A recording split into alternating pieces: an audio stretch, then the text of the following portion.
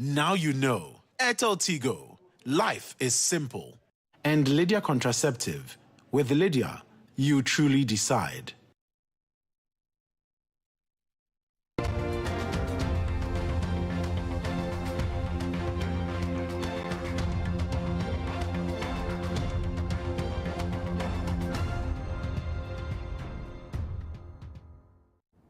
Welcome to The Point of View. This is your favorite current affairs show on television. Here on The Point of View, we get the right guests. We ask them relevant questions on issues that matter to you, and you go home with some great insights. It's an interactive show. If you're watching on television, send us your thoughts on the WhatsApp number on the screen.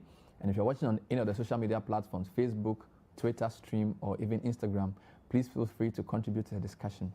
We're reflecting on the life of Dr. Kwame Nkrumah and his legacy. Today is Founders Day. But we're going to use a very interesting approach to do that reflection. I'll tell you more when we come back. Stay with us.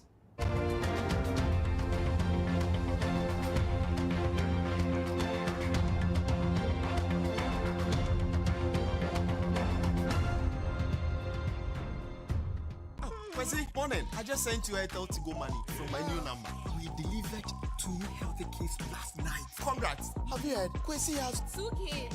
Have you heard? My son has 2 kids. Abazi. No. No, your sister almost me. Have you heard the news about the missing chicken? Have you heard? Get free calls and free Airtel Tigo money transfers for 6 months on new Airtel Tigo SIMs. Get a SIM today. I'm just not ready yet. I want to wait a little before getting pregnant again. Stop worrying and live free. No matter who you are, Lydia has a contraceptive just for you. Choose the Lydia Daily Contraceptive Pill with iron as your regular contraceptive, or the Lydia IUD, a non-hormonal contraceptive for long-term pregnancy prevention. Contact the Lydia Contact Center and let us help you decide how to live free. With Lydia, you truly decide.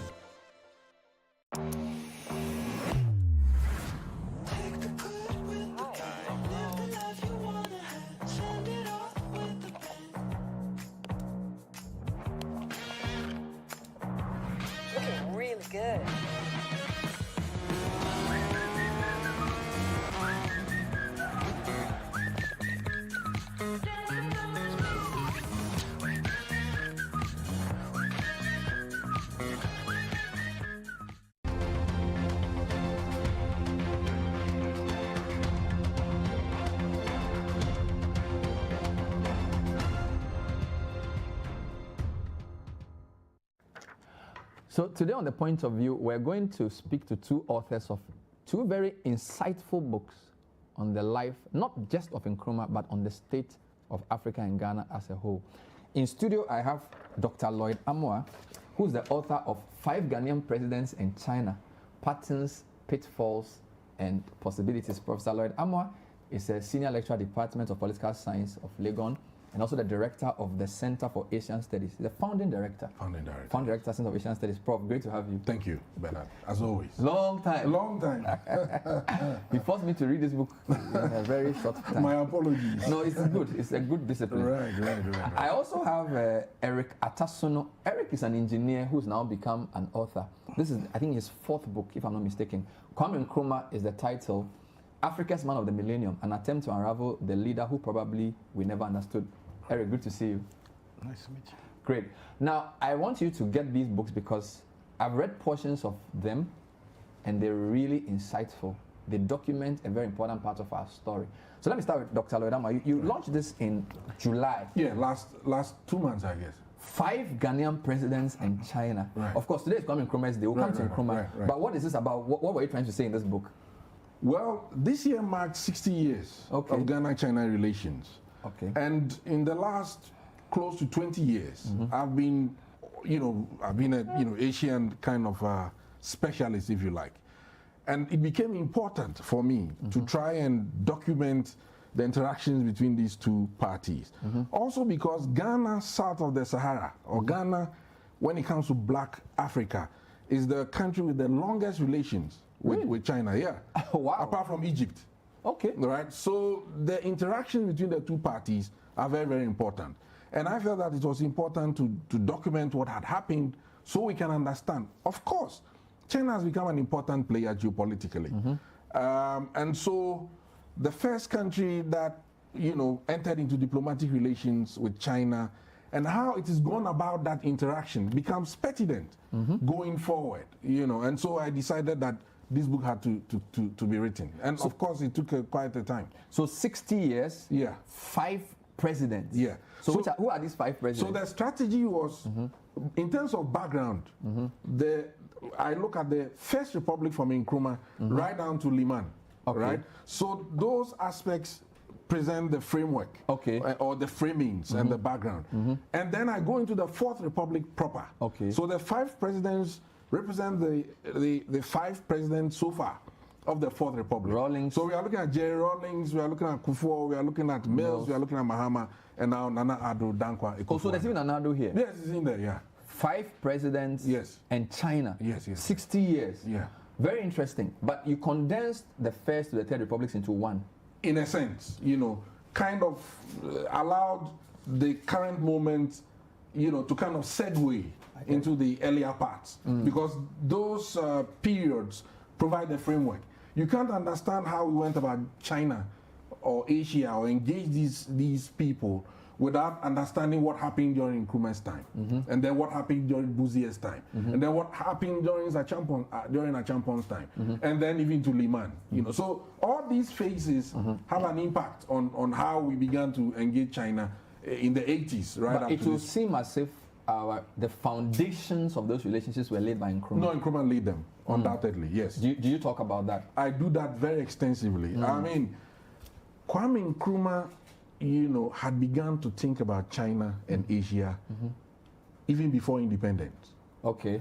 Right? So when he became government leader, he began moves into how it is that section of the world would be more or less approached by Ghana. So he actually sent a CPP guy, Markham. He sent him to Burma. Okay. Right? And he went to Burma and kind of tried to begin the process of establishing contacts between Ghana, or if you like, the CPP, Ghana. This is in the Nkrumah. 50s? It is in the 50s, right? Wow. And then Bandung came into the focus, which is the Afro-Asian Conference, which took place in 1955, right? Nkrumah could not attend that conference. Why? Because the British told him, look, if you go, it will jeopardize the independence interactions. So he asked, one of his key guys to go. I think that was Botio, if I remember correctly. Kojo Botio and another guy. I'll remember the name. Kwesinsaki, I think. So these were the guys Alex Kwesinsaki. So these were the guys who represented Nkrumah at Bandung, Now, having done that, he had, in a sense, established the interactions with Asia, and in particular with China, right? So 1957, well, he waited a bit. By 1960, when Ghana became a republic, he moved to get formal interactions established between Ghana and China, That's very And then he went on he visited China, and then there was this agreement, a collection of agreements that were signed between the two countries. And this has still formed the basis of our interactions with China. But that's interesting, because at that time, China was a developing country. Thank you. So, as I argue in the work, Nkrumah showed a lot of vision, right? I think he figured that engaging with the established Western powers was going to be quite complicated in terms of the resources he wanted. In fact, if you read some of the documents have been released, colonial documents, Richard Rathbone, who is a scholar in the UK, was given access to all those documents, and he edited them. Now, if you read portions of it, Nkrumah actually was begging the UK to give him resources, and it's in the book, to build or construct some roads in the northern region, and also to have some kind of Marshall Plan for the northern region. But they never gave him those resources. So it was clear he was beginning to see the roadblocks, and therefore was beginning to work out how he would find other allies And China then came into the picture, obviously. We'll talk about Nkrumah's relationship with Chairman Mao, but let me bring in my other guest, Eric. So, Eric, I used this book extensively today on the City Breakfast Show. You listed over 100 projects Nkrumah had written. What is this book about? It's a bit strange to have an engineer writing a book like this, but in 1999, I was doing my national service in VRE. Okay. Then in December of that year, BBC nominated Kwame Nkrumah as the Africa's personality of the millennium. And I was a bit intrigued. There was Mandela, there was Emeka Nyaoko, there was Kenneth Kaunda is still there, Julius Nyerere was there. We had all kinds of people, Wole Soyinka, Desmond Tutu. So why somebody who died 28 years ago? So I then took some interest, looked for some of his books, started reading, got a few books written by some of his comrades, and then extended the network to cover other people who had written, academics who had written about him. And the more I read, I started taking some notes. Before I realized I'd done a manuscript. I typed it, put it there, showed it to some friends. So, well, this is nice. Why don't you publish it? That's as far back as early 2000s. I ignored it. And then along the line, the calls were getting a bit more exciting. So last year I said, well, 1999, 2019, 20 years, why don't you just push it out? And then I began work on this. So that's the history behind it. So which aspect of the Nkrumah story, which gaps do you feel? Because now Nkrumah himself was quite a writer, his autobiography, which interestingly he named Ghana. Released in 1957. Can you imagine? So his autobiography is his Ghana. timing was always good. But that's an interesting point. How a man's autobiography is named Ghana. That should tell you what he lived for. Exactly. Okay, but that's a different issue. Then there's also his main one, neo-colonialism, the last of imperialism, and those things. So what gaps were you filling in with this book? In reading all those books, I realized that most of the people who wrote about Nkrumah were either his comrades who were writing to paint him in a certain manner, or his opponents who were writing to paint him in another manner. And I thought that for younger people, we did not have the true picture of who Nkrumah was. So more objective. Exactly. I am not a CCPP person, I'm not an Nkrumahist, I am not of the other side, I am a Ghanaian. Okay. Just writing what I have seen. So if you read the book, you realize that there are some errors that you would see Nkrumah being bashed. I know. You see other areas where you see the opponents of Nkrumah being bashed. And so I'm just trying to present it as I have been exposed to in the various works. So this is a non-ideological view on Nkrumah. Sure.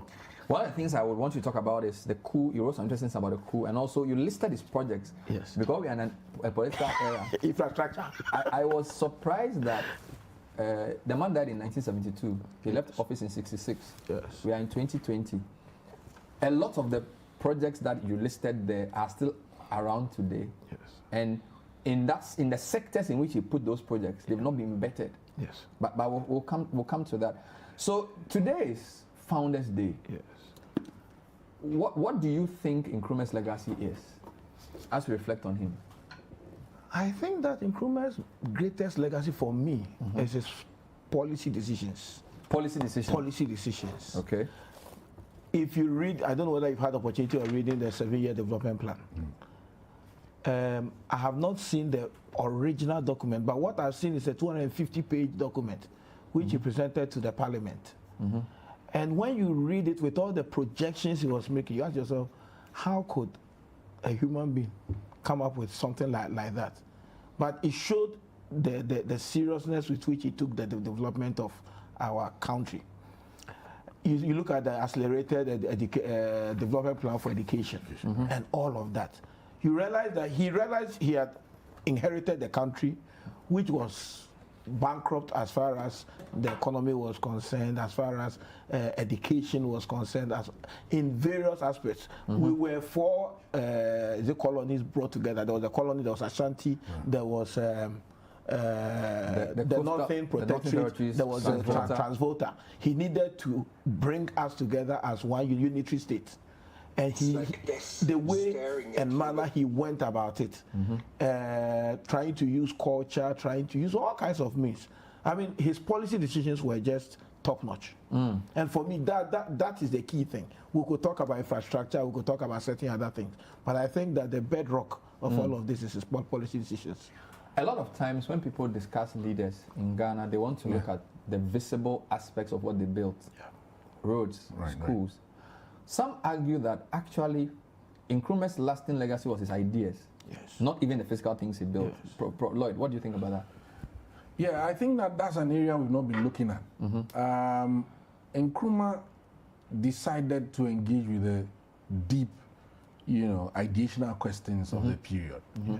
Of course, he tended to couch them in Marxian terms. But beyond the Marxist sheen, here was a guy who was developing statecraft. How do you run the state? Especially of a developing polity. It was the first time that a state had been formed, if you like. Ethiopia was not colonized, but it was ancient. And you had the Ashantis, you had the Evers, you had the Gans, and all of them with their states. But they were not modern states, if you like, in the Western construct. The Machiavelli kind of construct, if you like. If you are looking at, political theory, Western political theory to be exact. So what we see with Nkrumah is that he begins to lay the lineaments or the building blocks when it comes to statecraft. And I argue in my book that he gave us what I call the Pan-African developmentalist statecraft, right? Where the African blackness, if you like, being part of the South, and all of those questions would be linked to the question of how do you transform a hitherto colonized state into a modern one that is autonomous, self-conscious, and is an important player in the international political economy, right? And so if you read the work that we've been discussing, neocolonialism, he argues basically about the means and the methods and the patterns by which, the new African states would fend off the remnants, if you like, of the colonial influence and begin to beat their own way forward, So at the level of ideas, Nkrumah he gave us this concept of African personality. Okay. Right? He developed it, and it was about sartorial, finesse. It was the way you conducted yourself.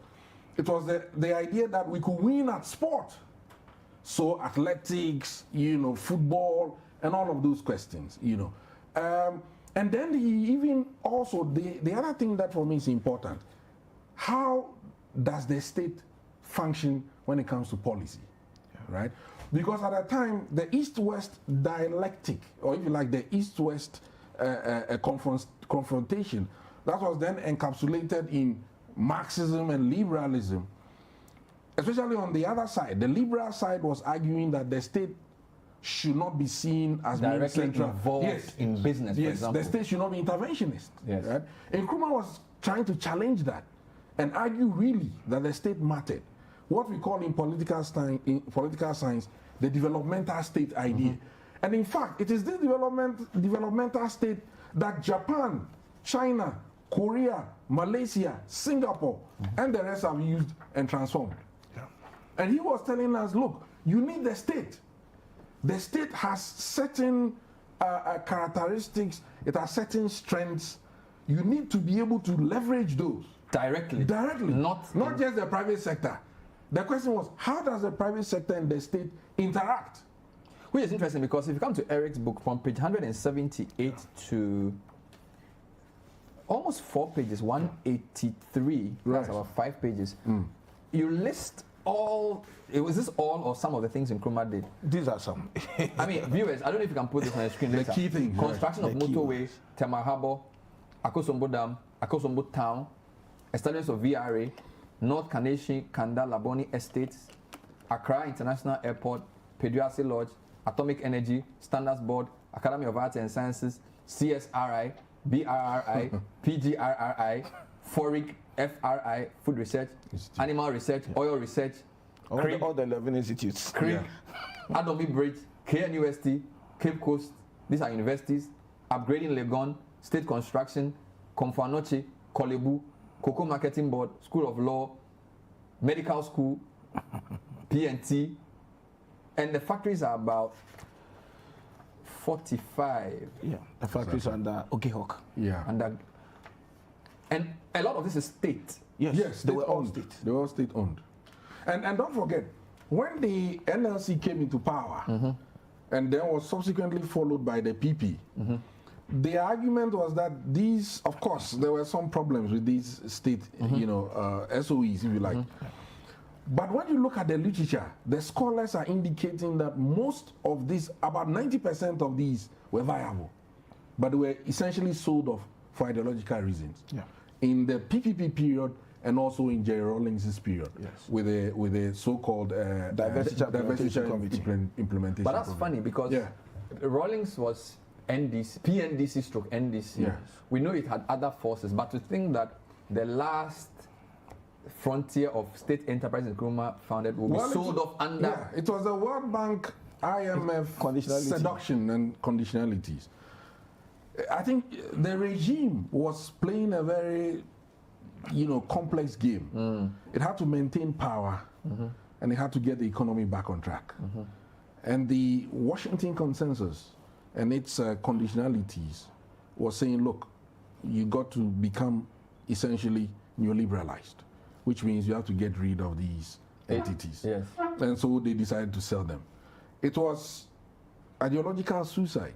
But don't forget, the PNDC had been fundamentally racked by an ideological warfare. Yeah. Within it, you had the hardcore Marxists, Chris Atim and the rest of them.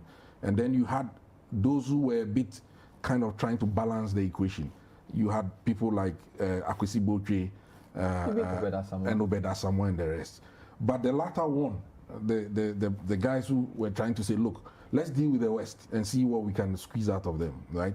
And Jerry Rawlings, he said, well, I'll go with you guys. Well, Ahoy says Rawlings wasn't interested in it. Well, that's a whole... the complexities of all of that. He was just like, but I think he figured where to play his marbles, which was with these guys, and therefore went with them.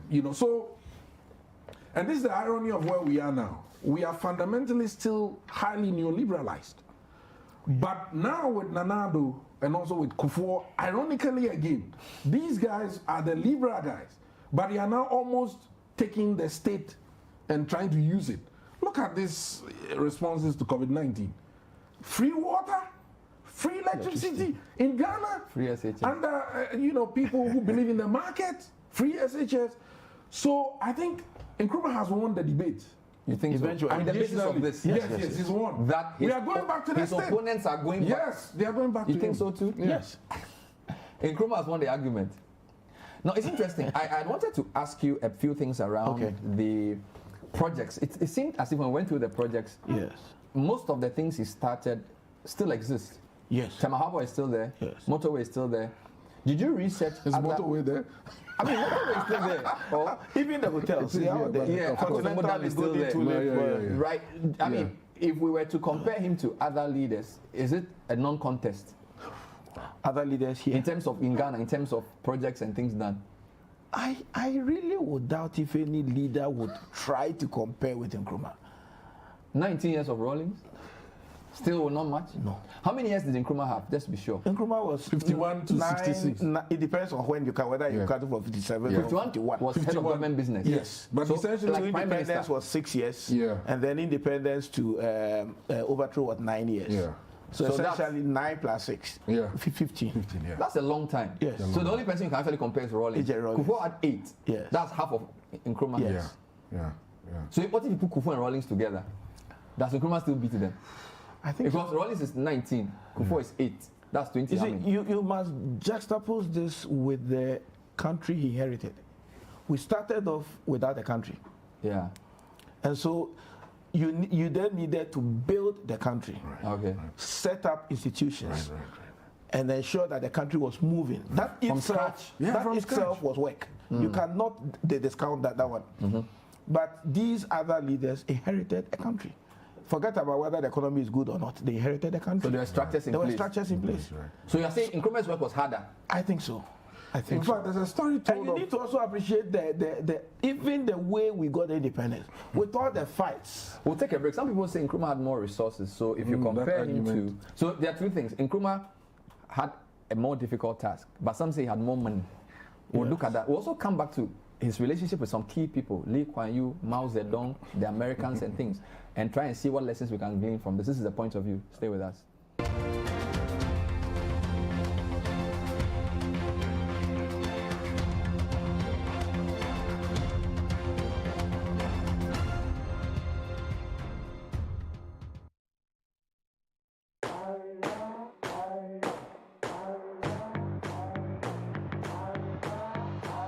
Africana City is building bamboo bicycles to help children get to school.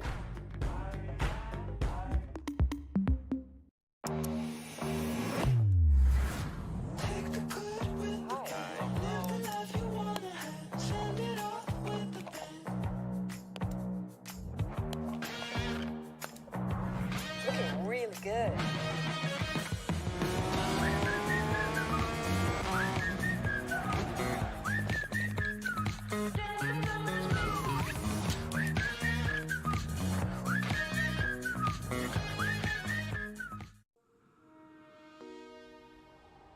It's not long ago that things were normal.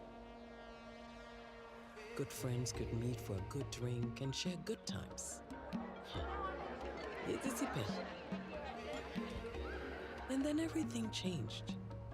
And our bars, the center of our communities, all closed, sending us all indoors. But now, things are changing. Kakra kakra, small small. We're getting our lives back. Obey ye. We'll get back to the way things were. Hey, mama. Hey, you want a drink? Yeah, man. It's time for us to rise up. Hey, you welcome back. As we look forward to making our bars safe, Guinness Ghana will invest 10 million cedis through the Yin Boom program to get our bar owners back on their feet. This advertisement has been vetted and approved by the FDA.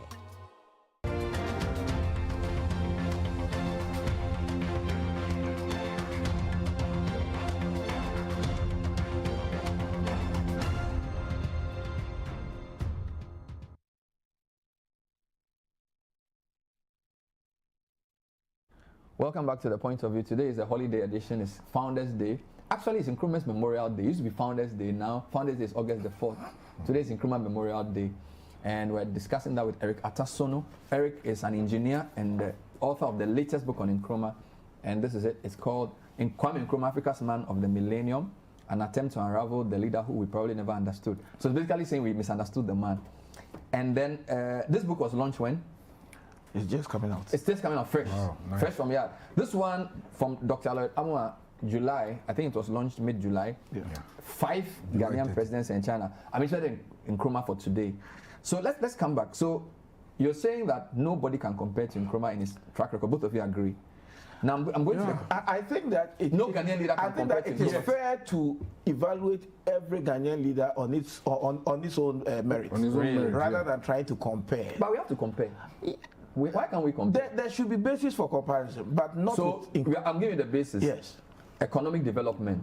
Yes. And then our sense of identity as a people, because those are the two things. If you take those two, nobody will match. Nobody matches Nkrumah. Yeah. But what else is there to compare for a nation?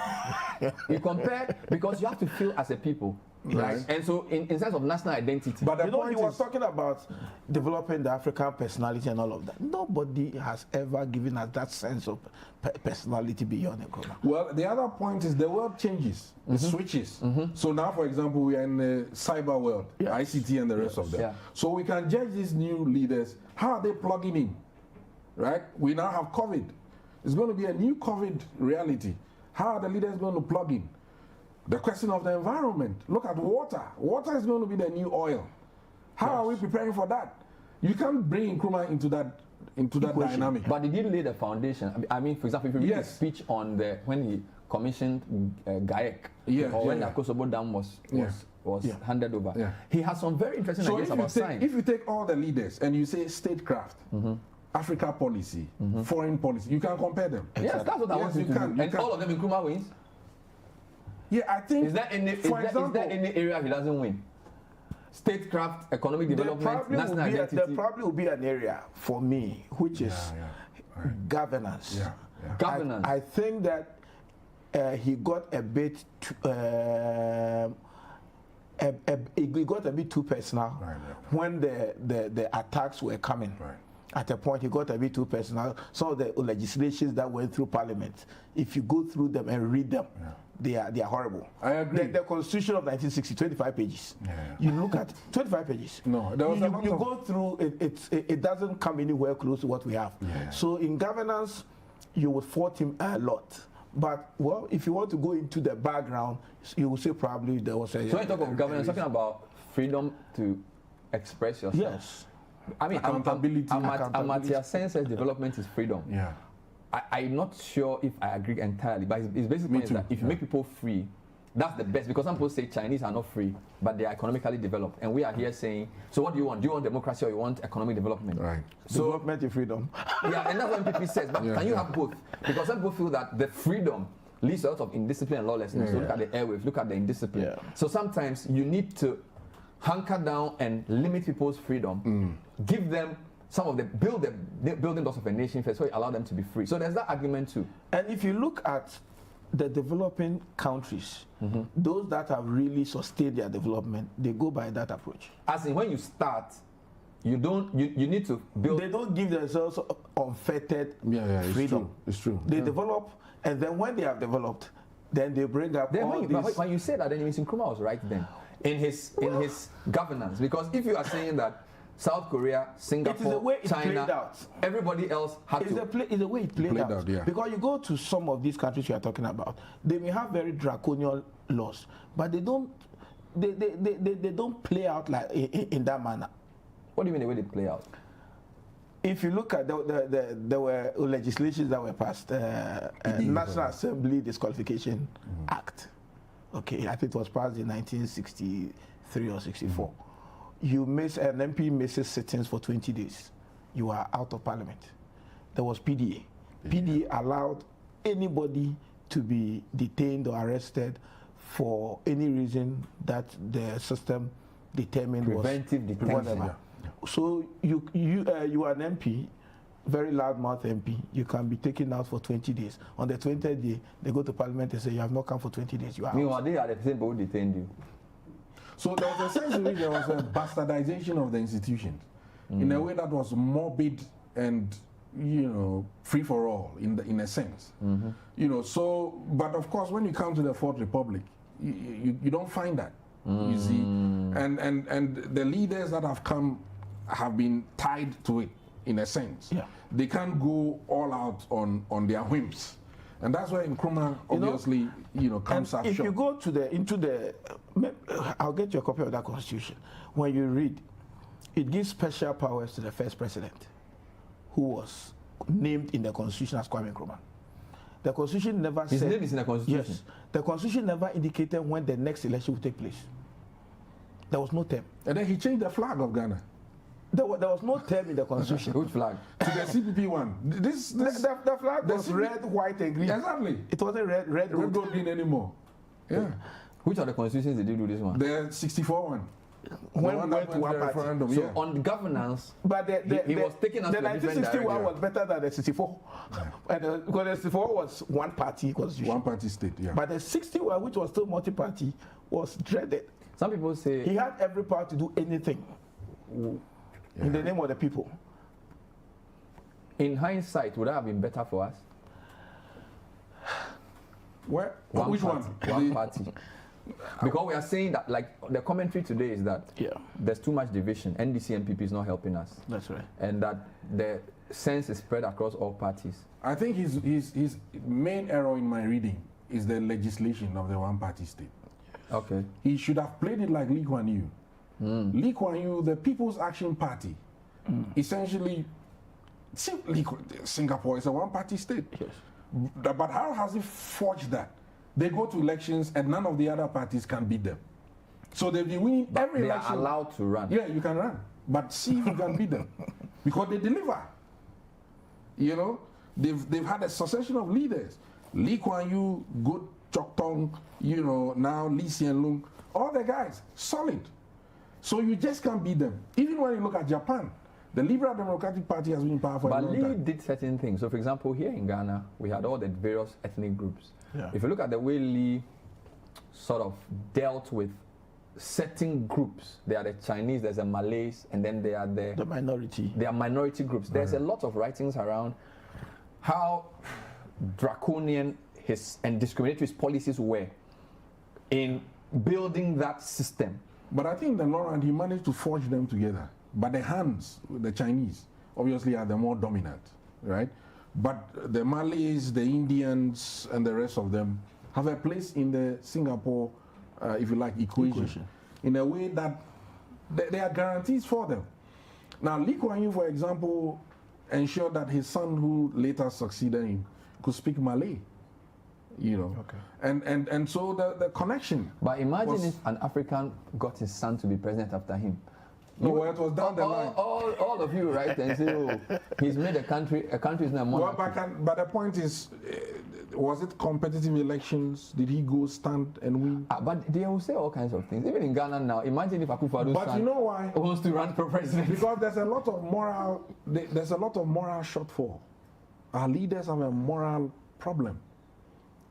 Lee Kuan Yew was able to deal with that moral shortfall because he delivered consistently in ways that when you compare the Singapore of today to that of the 60s, you could see these were not guys who were thinking of V8s, were thinking of champagne, were thinking of long motorcades. They delivered. I mean, even when the PAP went to rallies, they just wore short sleeve white shirts. They were down to earth, minimalist, you know. So you could see that, look, these guys, they use our taxes to give in ends. But in our case, the guy he's rich, he's fronting the world, he has V8s, he has had, all of a sudden because of politics, his life has changed. Oh, he's going to add the son. So we can't compare that way. Yeah, you see, so that's... What was Nkrumah's relationship with Lee Kuan Yew? Because you allude to it in some of the writings. Yeah, I mean, Lee Kuan Yew saw Nkrumah as an example. Yeah.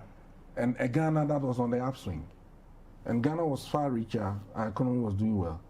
So he actually came to Ghana trying to find investment. He was here Twice. Yeah. And in fact, the last one, when he left in 2 weeks, Nkrumah was overthrown. But to be fair, in his book, he wrote that he didn't think that our focus on the liberal arts for a country that was being built from scratch was prudent. Because, and he later on said he wasn't surprised that we haven't delivered because he felt technology agric should have been the focus. Yeah. You recall and the reference to the Legon Vice Chancellor being a classics expert.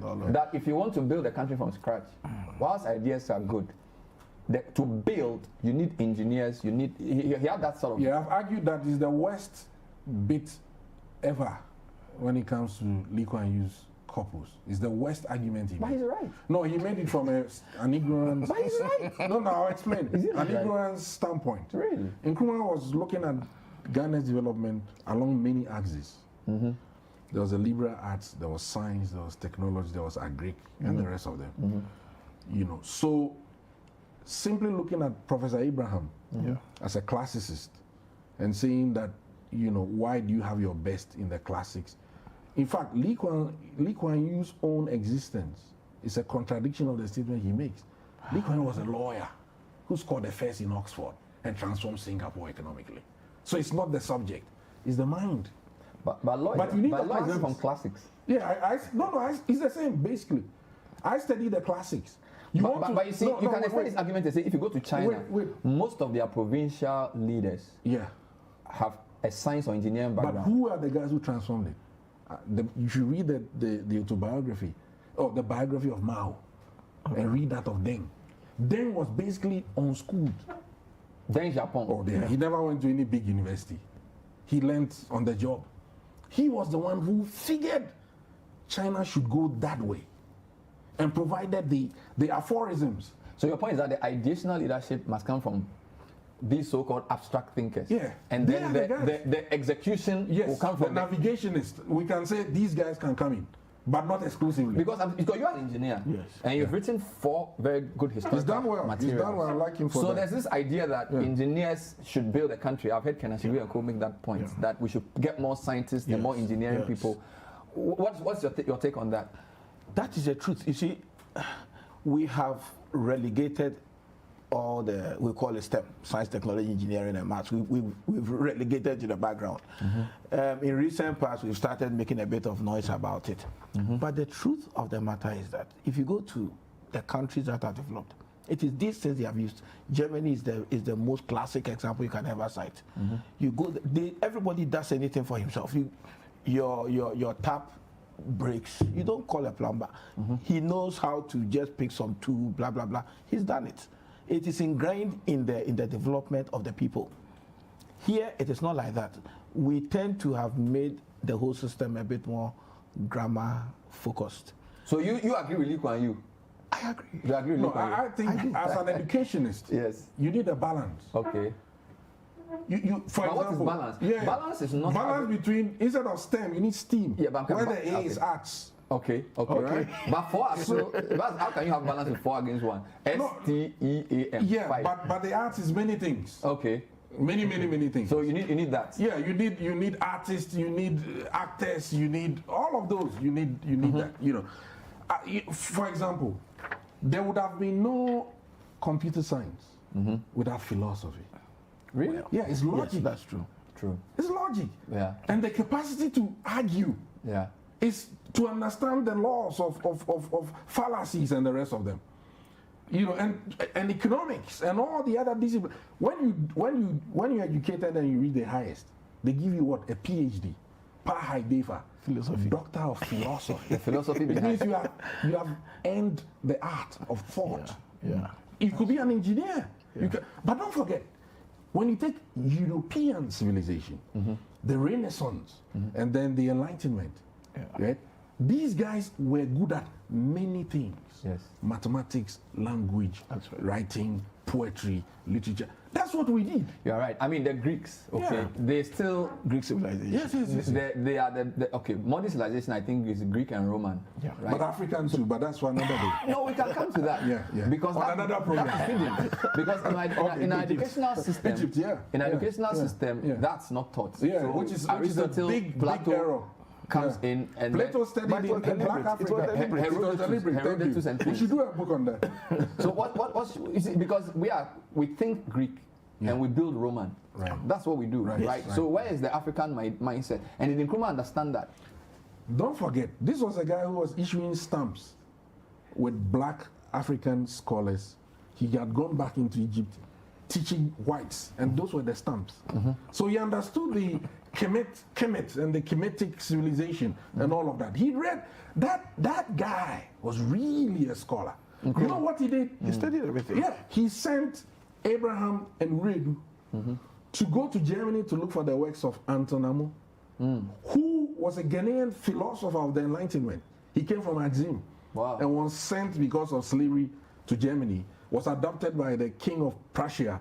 He went to school in Germany and was rubbing shoulders with Immanuel Kant and Decker. He actually dismantled Decker's argument. So Nkrumah sent these guys to go get his works. To get his works from Germany? Yes. He paid everything. Did they find it? They found some of them in Latin. His name is what? Wilhelm Anton Amoah. Yeah. When you go to the Department of Philosophy, yes. When you go to the Department of Philosophy at the University of Ghana, there's a plaque in his honor. Where can I get his writings? Oh, is there? I'll send you some. I have Anton Amoah. Yes. And these guys, right? Yeah. Abraham and Reid translated the Latin into English, which is what we have. Ghanaians. Nkrumah backed them. This is the generation of Kant. Yes. Wow. Yeah. Fascinating work. How come? It means that we've not been properly educated. You see, if you read his speech when he was setting up the Academy of Arts and Sciences. Right. It started as Academy of Sciences. Yes, then the arts were added. When you read his speech, you could see where he was going. You know, from Tetekwashi, where we call Tetekwashi today, all the way to atomic energy, that entire square. he was intending to develop it into a science city. Thank you. So CSR will be there, Standards Authority, Atomic Energy is there, Lagos is there, all of them, science city. So because he believed that we could not develop without science and industrialization. Industrialization was driven by technology, driven on science. Thank you. He said, I can see African cities. He said, across the parapet, I can see African cities springing up to become the metropolis of science and architecture. That's what he said. Yes. And he himself was the president of the academy. Yeah. And the first foreign minister. No, Nkrumah was crazy. But look at his children. Oh, brilliant. Yeah, so his son was I think the first director of Noguchi. Professor Francis. Yeah, his second one, the one in Egypt, Gamel. No, the guy was a genius. Wow. Yeah. And if it was only him here, but look at his genes. So what happened? Yeah, it was too much for Ghana. Probably. We never really figured him out. And I think along the line he made mistakes. Triggered all of that. Everybody capitalized on the mistakes. He said he miscapitalized on the mistakes. And then when we come back, we'll talk about what can we learn from Nkrumah and how can we correct the mistakes. But guys, you need to read. See, one of the mistakes you can correct is reading. I'm going to give you 3. There's one called Neo-Colonialism, the Last Stage of Imperialism. Don't let the big words confuse you. It's a very simple book. Yeah. Or for beginners, just get his autobiography. It's titled Ghana. His autobiography is titled Ghana. But these are 2 latest. This is an easy read. Yeah. Kwame Nkrumah, Africa's Man of the Millennium. Now, what I like about this book is it's divided into parts. So you can decide, okay, let me see what Rawlings did with China. That's right. Then today you say, okay, let me see what Mills did. Did Diwufiasem happen here? Or let's see Kufuor or John Mahama. So it's easy. You don't need to read from beginning to end. The way they've written the books, you can just jump into the middle and then start reading and marking it. Okay. So we'll come back and talk about the top lessons we can learn from Nkrumah. Hope you are enjoying the holiday edition of The Point of View. We'll be right back.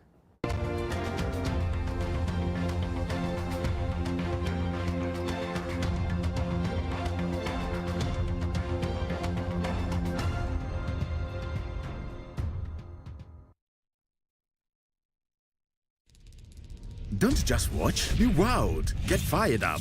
Get down. Catch feels. Drop the mic. Choose to be moved. On the move. Hot spot, any spot. Enjoy a new view. Walk in another shoes. Power heels. Paws and feet. Take your stories to the streets. Hold court with court queens, ice queens, and yas queens. Fly away. Come back home.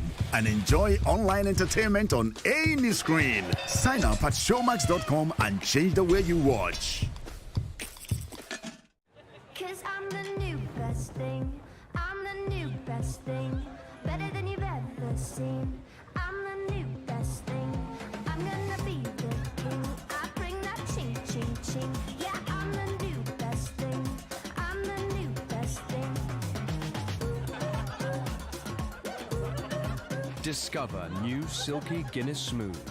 Perfectly balanced for a smooth, refreshing taste. New Guinness Smooth. I'm just not ready yet. I want to wait a little before getting pregnant again. Stop worrying and live free. No matter who you are, Lydia has a contraceptive just for you. Choose the Lydia Daily Contraceptive Pill with iron as your regular contraceptive, or the Lydia IUD, a non-hormonal contraceptive for long-term pregnancy prevention. Contact the Lydia Contact Center and let us help you decide how to live free. With Lydia, you truly decide.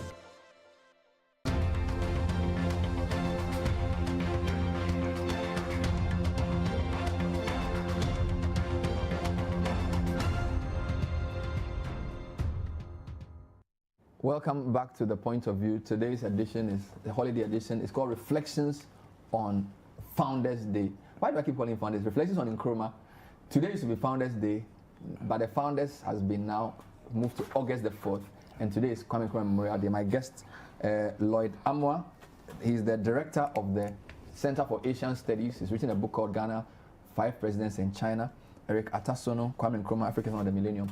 Quickly, what was Nkrumah's relationship like with Chairman Mao? You just said something like that. How close were they? Well, I mean, Mao was using Zhou Enlai more.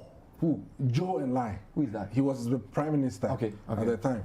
So, good in English, urbane, good diplomat. So he was a kind of, I don't know how to put it, kind of key sidekick for Mao, who Nkrumah interacted with. Wow. Mao did not appear in the key conference like Bandung and the rest of them, you know. So the relationship between Nkrumah and Mao was more distant. Okay. You know, it was vicariously through the other gentleman. Yeah. But Nkrumah saw himself as an equal. Yeah, that was it. In fact, when they came back from Bandung, he told them, look, why did you let the Chinese dominate? That was the kind of man. And so Mao was for him a great leader, and he, as Nkrumah, was for him in the same class as Chairman Mao. And they gave him all the diplomatic niceties and respect, you know, that a great statesman would give the other. Did they miscalculate the whole thing? Because global geopolitics, my personal view is that global geopolitics, you need economic power and military might to assert yourself. So no matter how intelligent you are philosophically, you need a force to back your place in the world, which I think Nkrumah and other African leaders underestimated, because look at the role of the CIA in various parts of the world. It's not just having the ideas. You need military might to back the economic power, which I think we didn't develop. What do you think? I think that's one of the elements that causes downfall. He underestimated the forces around him because he was riding on the African personality thing. His ideology, his ideas, which were solid. But the other truth was that he didn't have the might to stand on his own. If you go through, the document, you realize that by 1963-64, our economy has started going down because of the effect of those powers. Exactly. At a point, you realize there was issue of cocoa, even sale of cocoa. They were refusing to take his price, and he was refusing to sell.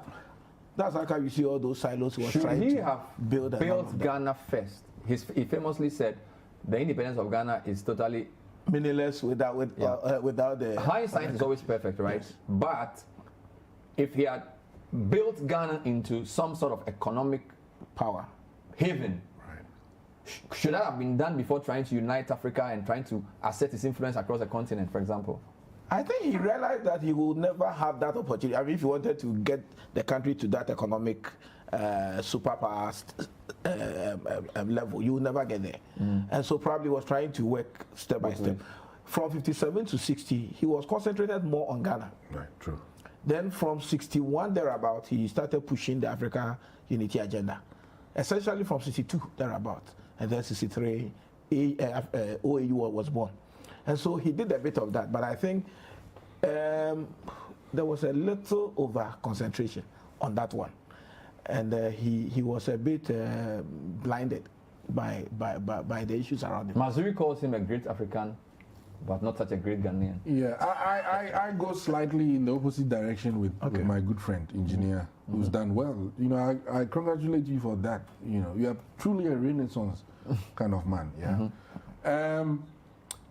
I think he got seduced by the African unity thing and did not concentrate on Ghana with all his talents. I mean, the range of his talents. If he had focused on Ghana, he would have been a kind of Lee Kuan Yew. That's what Lee Kuan Yew did. I think he learned from Nkrumah's mistakes. And I recommend one book that Lee Kuan Yew wrote, his last one, One Man's View of the World. Okay. Read it. And there are a lot of elements where you see where he figured, look, let me take a back seat. Let me wait. The tides will change and all of that. Nkrumah went headlong into the tides and into the headwinds, you know, and couldn't bend, you know. And so, yes, you are right. Economic power, if he had taken his time, you are right, hindsight is 2020. But if he had taken his time, he would have gotten Ghana strong army. Because look at Singapore. Singapore has the Singapore Defense Force. It's what we call a fourth generation army, which means command and control is basically cyber-based. Ghana, I don't know where we are. Oh no. But he did it. You know, small Singapore is a dot. You know, Ghana we have a fantastic fighting men, fantastic army. We could have done that, but he was doing two difficult things at the same time. Yeah. And then you can't look up and down at the same time. You can't. That was it. So the lesson for our leaders is what? Focus on Ghana now, or the world has changed. We are connected, so it's too late. What's the lesson? If you are Akufo-Addo and Mahama, or whoever becomes president 2021, what's the one or two things you want to do on the basis of this Nkrumah idea? What's the most important lesson Nkrumah teaches for our present-day leaders? By way of example or mistake that we shouldn't repeat. Yeah. Because I think that's where we are. We are reflecting on his life. Yes, right? Reflecting on Nkrumah, one key thing our leaders ought to look at is the fact that they should not be blinded by the forces around them. They should not. The forces around them. Nkrumah underrated the forces around him. You mean opposing forces? Opposing forces, internally, externally. The enemy within? Yes. Really? He appeared to be in a certain direction, and nothing could stop him. He would not look left. He would not look should right. have taken account. Should he have chosen America? Because some people say South Korea is what it is because he went. So he chose. I mean, Nkrumah was even a Leninist, right? And if you look at what happened to the whole USSR thing in 1990, if Nkrumah had gone US. Yeah. He should have been. He should have been dodgy. But people have got US. What's the name? Zaire. Mobutu went US. But to nuance the argument. Nkrumah's talents are much more than Mobutu. And Nkrumah being a smart. If Nkrumah, I mean, South Korea benefited a lot from the US. Yes. What I'm saying is, Nkrumah should have nuanced the way he went about it. He was too frontal. The Marxist rhetoric was too much. It was somewhat not strategic. You know, Doc. You know, because for example, Zik had told Nkrumah that in politics, avoid labels. Nnamdi Azikiwe. Yes, he told him. In politics, avoid labels. The next moment, Nkrumah had labeled himself. Marxist, Leninist. And at the time, the US was found Marxism a mortal enemy. So they were not going to leave you.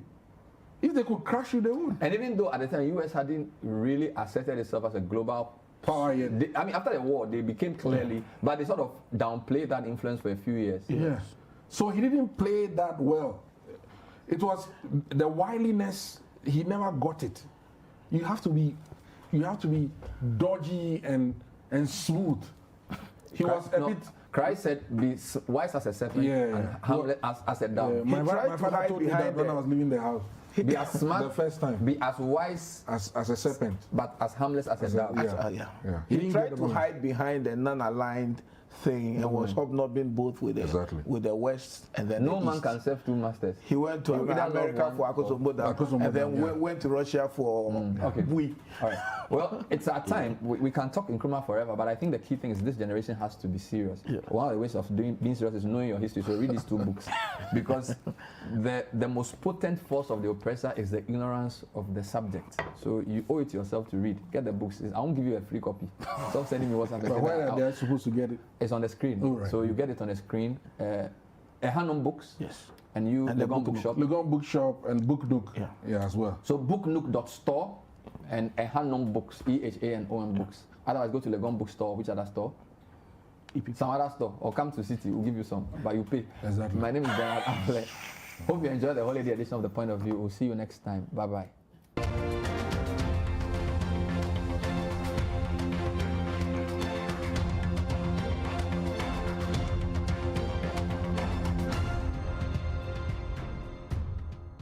The Point of View is powered by Airtel Tigo. Have you heard that Airtel Tigo calls from 5 a.m. to 10 a.m. and Airtel Tigo money transfers are now free on new SIMs? Now you know. Airtel Tigo. Life is simple. And Lydia Contraceptive. With Lydia,